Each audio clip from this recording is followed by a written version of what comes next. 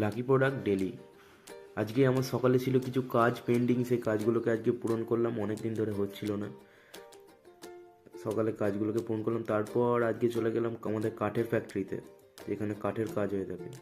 এই ফ্যাক্টরিতে আমি খুব একটা কম যাই না, এখানে আমার বাবাই বেশিরভাগ দেখে। আর আজকে গিয়েছিলাম, আমার কাছে সবই নতুন লাগছে, কারণ আমি তো কোনোদিনও আসিনি, আর আমি কাঠের ব্যাপারটা খুব একটা ভালো জানি না। আলমারির থেকেও কাঠে বেশি সরঞ্জাম লাগে, ফিটিংস আর কি কাঠের আরও বেশি। কাঠ চেনা, কাঠের ভেন্স দেখে চেনা খুবই একটা কঠিন ব্যাপার। তারপর লাকি প্রোডাক্টে চলে এলাম, যেটা আমাদের স্টিল ইউনিট।